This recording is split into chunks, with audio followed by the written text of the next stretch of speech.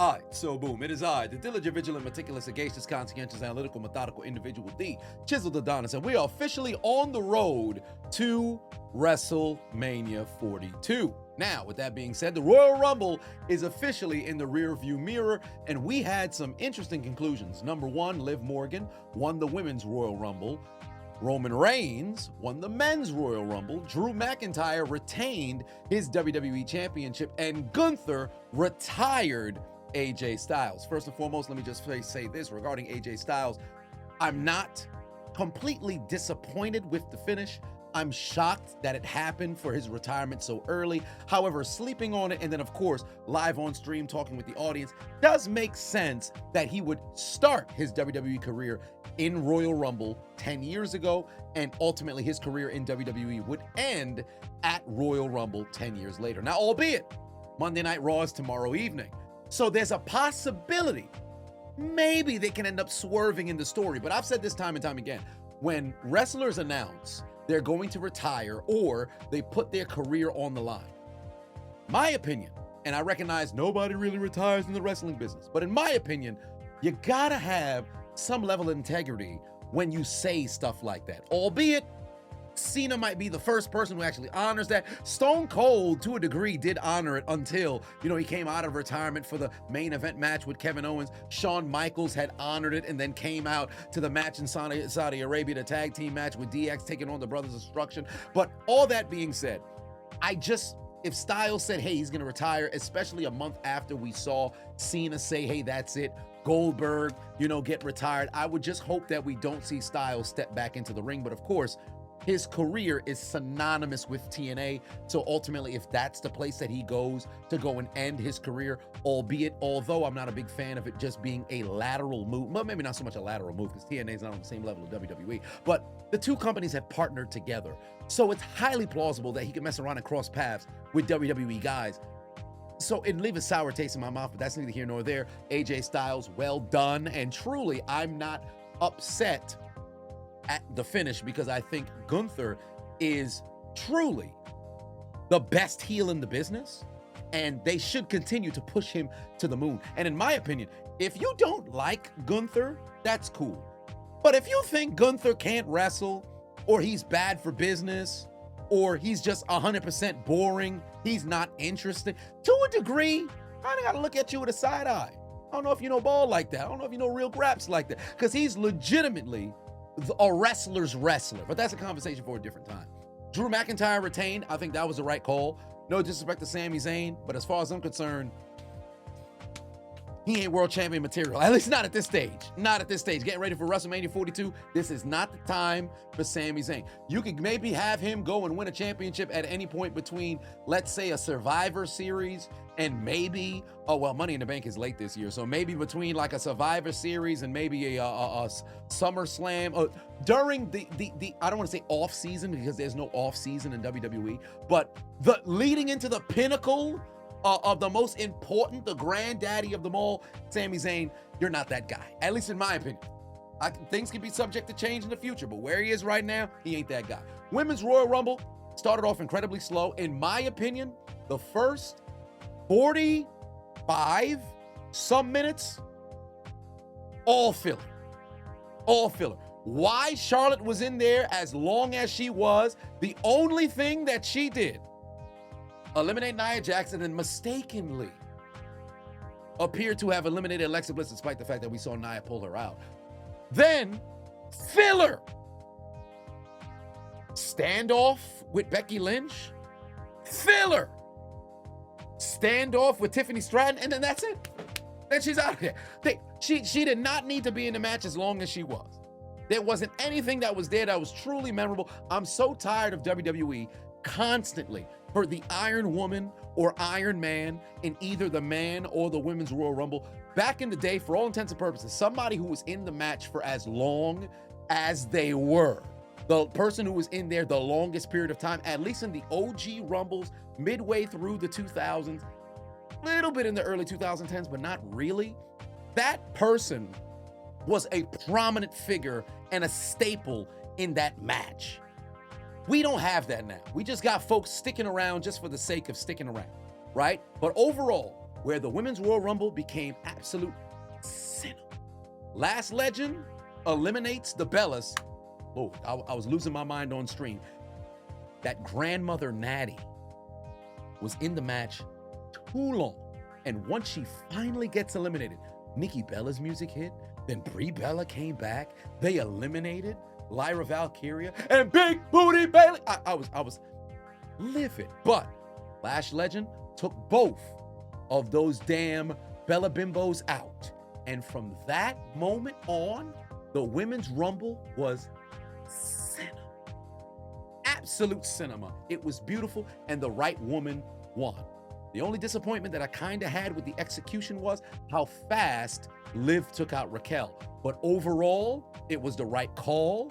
I just thought it would have happened maybe a minute or two later, reaching into the climax of the match, because it happened so fast. And then furthermore, I'm very curious what's going to happen with Raquel and Liv. I would hope that maybe things can start to lead towards a fallout. Now, albeit all of the women recognize it's survival of the fittest, there can only be one winner. But all of that being stated, you just got hoed by your girl.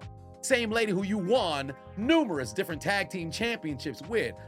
There needs to be a level of frustration. So if they don't address that tomorrow evening on Monday Night Raw, I'm going to be very bothered. I've said this time and time again. I've been on the record ever since I started making content. One thing that I really dislike about WWE nowadays and professional wrestling nowadays is you have people who are all striving towards one goal. Everybody's trying to be the main guy or the main girl, or at least it appears to be that in storyline, right? You fall short of your goal and you all smiles coming out the following. What are we doing? What are we doing? Right? But that's neither here nor there. Liv Morgan got the W. It was magnificent. Sol Ruka, Lash Legend, and Kiana James put on magnificent performances the entire Rumble. It was great. I enjoyed it. But that final, once Lash Legend took out the Bellas, up until the conclusion of the match, magnificent, right? Fast forward to the men's Royal Rumble. I don't want to say too much regarding AJ. I said that previously. And then, of course, with Drew and Zayn, I've covered that as well. The men's Rumble, Obafemi looked like $1 million. Immediately taking people out left and right. I enjoyed the interaction of the Americanos. That happened, I believe, after Damian Priest had came out and then pretty much ended Obafemi's elimination streak, which I actually don't have a problem with. I think it would have been notable if Priest got eliminated by Obafemi immediately as well, but you gotta add some legitimacy with Damian Priest entering the match, because this is still a former world champion. Like, albeit he's done nothing really post losing the title, but there still is maybe not so much top guy kind of mystique to him, but you gotta give the respect of him being a former world champion. If he immediately had gotten eliminated by Obafemi, at this point, Oba should have just kept running roughshod through everybody until Brock's, music hit, which I personally thought was going to end up being the case. But Cody Rhodes came out a bit after that. But all of that being stated, my initial pick was LA Knight to win the whole thing. My second pick was Braun Breaker, and then my third being Roman Reigns. I was incredibly shocked that Braun Breaker ended up getting eliminated so early by way of the masked man in a black hood, which is the starter, the starter pack for all shocking, confusing, ambiguous entrances and secret men in WWE. I'm so tired of it. Everybody, black hoodie. Legitimately, you can jump the barricade wearing a mask and a black hoodie. Security might not stop you because they're going to think you're a part of the show. Somebody put a tweet out. That might be the most legitimate, accurate description of the current state of WWE with how predictable it is. Where you have, or I shouldn't say predictable, but how redundant it is that you see this same archetype of interference. But that's neither here nor there. Braun Breaker getting eliminated incredibly early. That threw me for a loop because I thought ultimately when LA Knight's music hit, he was going to be the one to wipe out the entire vision to get his, just desserts, ultimately leading to his eventual victory. But that was not the case because Cody Rhodes took him out. But before we get there, Obafemi is in that match. Javon Evans put on a very good performance as well. He was getting washed at one particular point. Here comes Division. They all come in. They're in the match as well. Cody Rhodes is in there as well. LA Knight makes his way out, takes out Brunson Reed, takes out Austin Theory as well. And then for whatever reason, Logan Paul doesn't get eliminated. Why? I don't get that. He served really no purpose being there in the Final Four, but that's neither here nor there. LA Knight and Cody Rhodes going back and forth. And then before we even get to his elimination, Brock Lesnar enters the building. And I've said this time and time again. Say what you want about Brock. Brock is legitimate star power. When you hear the guitar riff, immediately, preemptive pause, buttholes clench, skin starts to crawl, eyebrows go through hairlines, and business is about to pick up.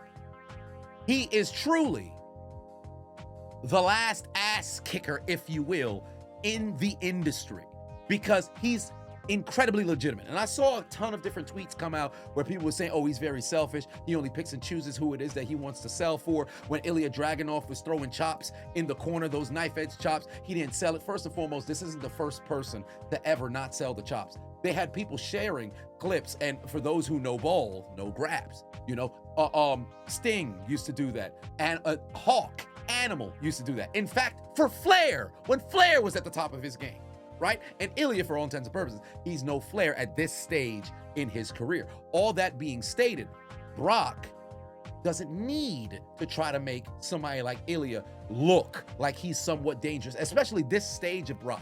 If this was 2002, 2003 Brock, he might go in there and sell. But 2026 Brock post UFC, Brock post breaking the streak, Brock post numerous time WWE champion with incredibly lengthy reigns, Brock post destroyer of John Cena, absolute world beater. It would make no sense for him to go in there and just sell for absolutely no reason. Just call a spade a spade. Like, if you know wrestling and what it's supposed to mean, like, obviously kayfabe may be dead, but when they're in the ring, they're supposed to put on the performance as if kayfabe's real. Why would Brock Lesnar fall victim to knife edge chops in the corner? Like, what are we doing here? Like, let's be real. Let's be real. I know folks dislike him, you know, for some obvious reasons, if you will. But all that being stated, when he's in the ring and he's in the match, let's not be obtuse and make it seem as if this is some sort of video game and he's supposed to go in there and start selling moves from guys who are significantly smaller. Like, what are we doing here? But all that being said, Brock is in the match, and he had a couple of stare downs with Obafemi, but we really didn't get a chance to have a real interaction between the two of them.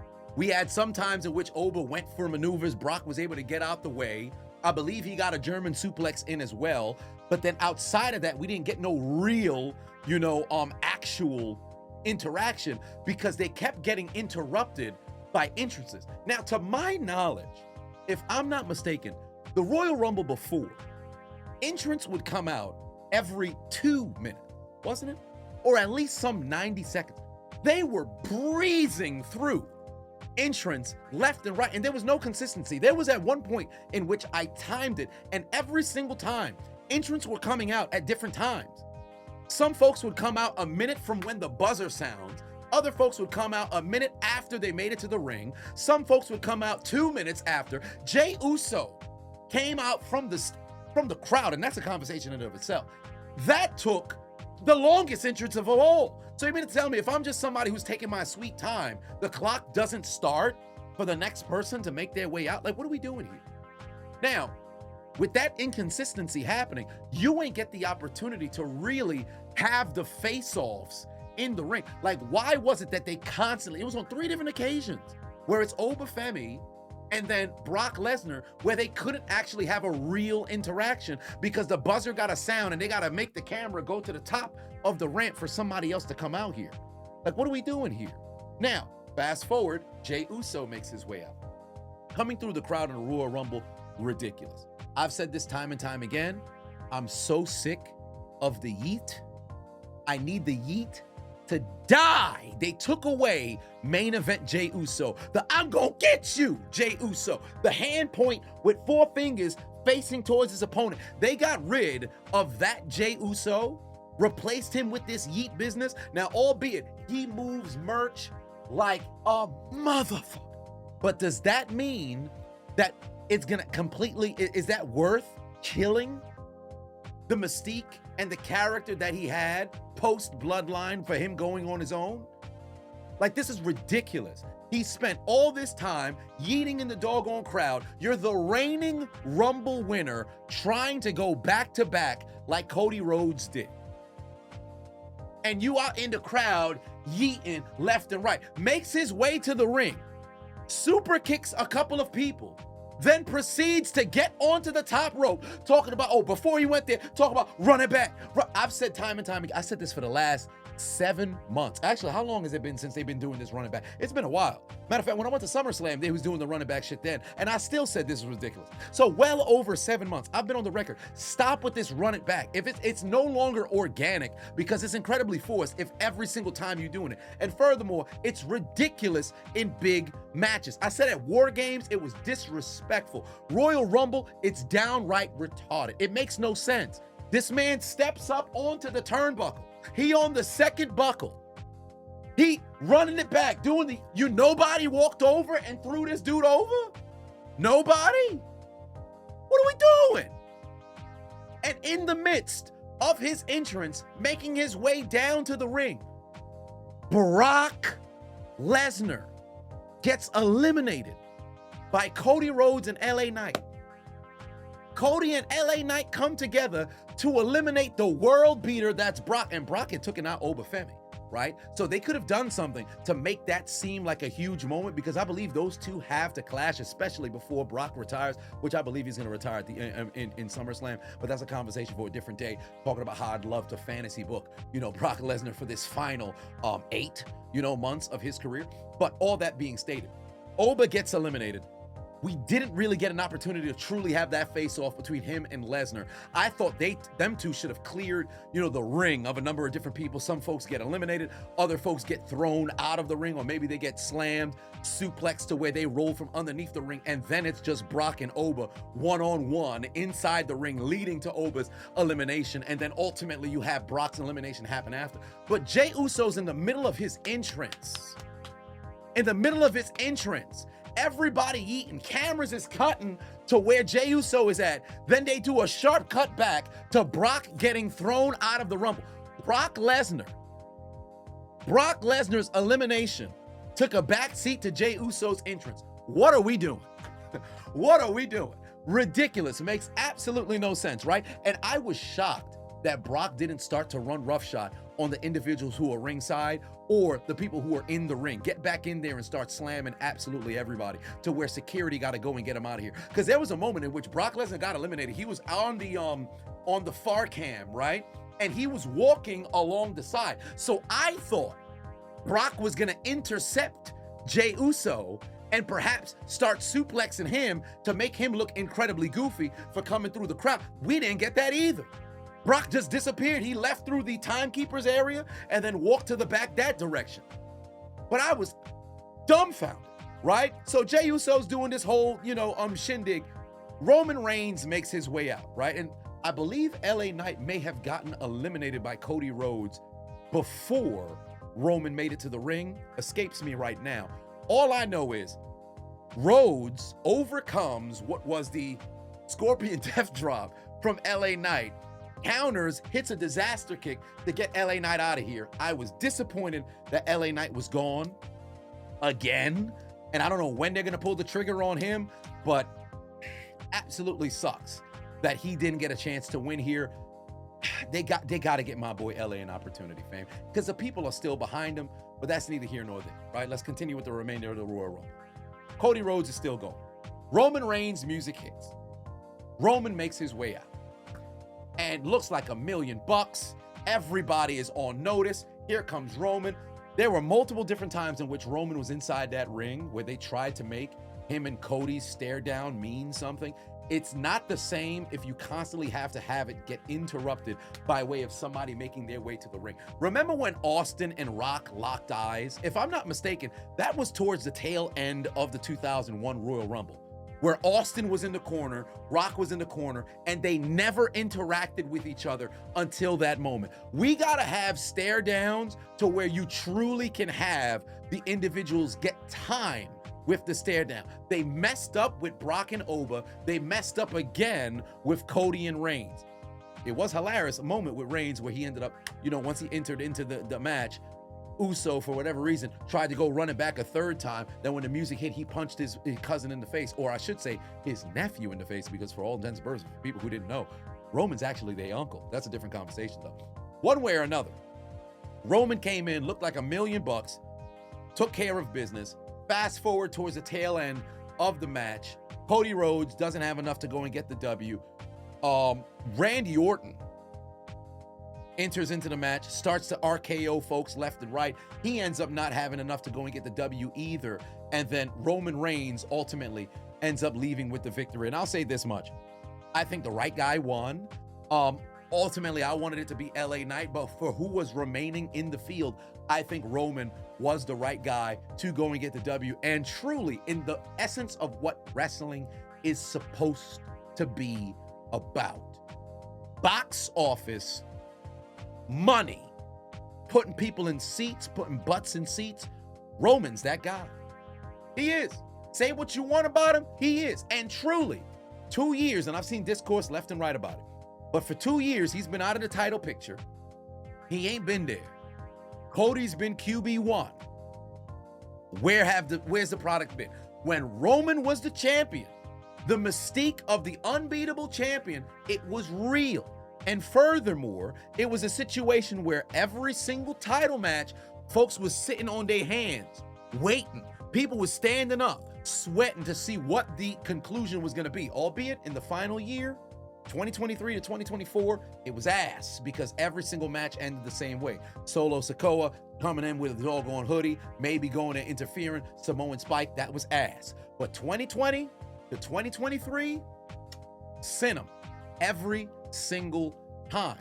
And Roman is truly that guy, albeit you can make your criticism and levy, allegations of being boring in the ring, being incredibly redundant. He's got, Cena had the 5 moves of doom, Roman got the 3 moves of doom, all these different stuff. But albeit, Roman hasn't been a main eventer, the most a main event in WrestleMania history for no reason. Big Dog Roman is completely different than Tribal Chief Roman. Tribal Chief Roman, that music hits, business about to pick up. Not quite, I can kind of say to the Brock Lesnar effect. All right, doesn't have the same level of realism, but in character, it's there as well. I just think he has to be much more present and can't be part-time like he was before. But I can also extend a little bit of grace with that because Roman overcame leukemia. I'm not going to talk about being a husband, father of 5. Multiple people who's on the road is, parents and spouses as well. But in the realm of overcoming sickness, like there's a dude he could die, and if he has to take a bit of time off after carrying the belt for as long as he did, I can't hold him for that. But albeit, he's back now. I would like to see him back much more frequently. I'm just curious what the direction they're going to go with in the realm of the championship, because Drew is on a magnificent run. They pulled the trigger on Drew. He's holding the title right now. I think he should remain as champion through WrestleMania, or I should say up until WrestleMania. And in my opinion, although Roman Reigns had said if they wanted somebody to legitimize the World Heavyweight Championship, because remember, he called it a secondary belt when Seth was holding it, and he was still, WWE undisputed champion, because why would you even call it undisputed if there's another title that actually disputes that being the title? Just call it the WWE Championship. We're getting off the rails here, one way or another, right? He did say if they wanted to legitimize that title, they would have that belt go on to him. He has history with CM Punk, but he also got history with Drew McIntyre. So it can go either way. And although I would want to see a one-on-one match, there's a possibility they could somewhat try to sneak Cody into that match as well. All I know is we've got a good period of time between now and WrestleMania 42. I would just hope that they build the match to WrestleMania, whoever it is that Roman's going to go up against. And furthermore, whichever title Roman's going to go up against, please have not only him in person, to do segments about the upcoming match for Mania. If he's not going to be there in person, please leverage social media. Have him cut promos left and right, because we've seen him go on to McAfee. We've seen him go on to with Ice Cube's son's podcast as well, and cut magnificent, world-class promos off the cuff. Have those kinds of situations as well to build towards Mania, because last year's build was absolutely, and this year they have an opportunity to make up for the bullshit that they had last year. And the Rumble build-up was weak as well. They could at least make the fallout incredibly strong, because we know Elimination Chamber is on the horizon, and those who didn't win in the Royal Rumble have an opportunity at redemption for whatever other title isn't selected for the Royal Rumble winner, and they have a chance in the Elimination Chamber to get an opportunity. For the love of God, let's make this road to WrestleMania decent. But all that being stated, I enjoyed Royal Rumble. I think the match itself could have been produced a bit better, but overall, I'm not upset at the results. I'm very curious what's going to happen on Raw and SmackDown. I was live streaming live from Spain in the hotel room, so I couldn't scream and lose my mind as much as I wanted to, at least vocally, but one way or another, I was sports entertained to a degree, and I'm curious what you guys think of the results of the Royal Rumble, and furthermore, who would have been your pick for the winners of the Royal Rumble? Because I've seen a ton of people talking about, oh, well, the wrong guy won. This is lazy booking. Okay, cool. Who would you have win?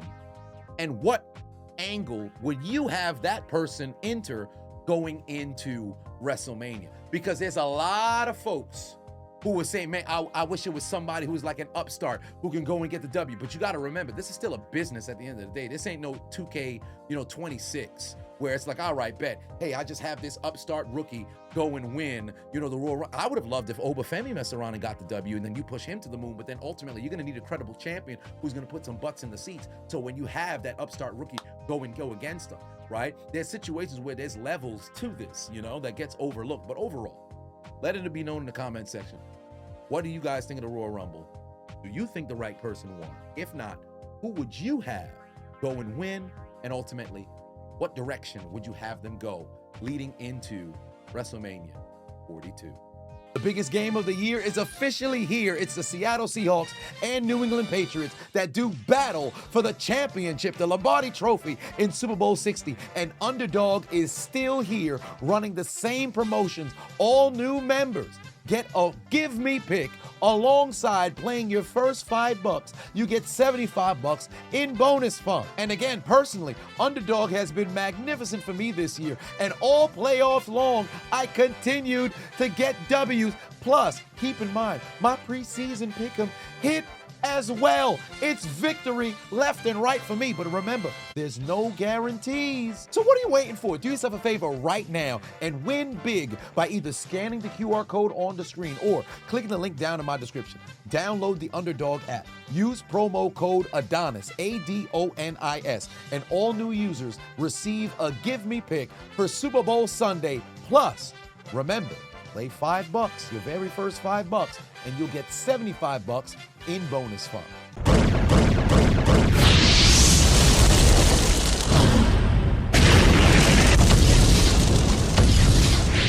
Hey, I appreciate you watching the entire video. Make sure to hit the subscribe button and the like button on the way out if you haven't already. And on top of that, hit that notification bell as well. For whatever reason, YouTube's only showing my videos to 20% of my subscribers. So if you have already turned on the notification bell, turn it off, turn it back on. If you never turn it on, turn it on. I appreciate you.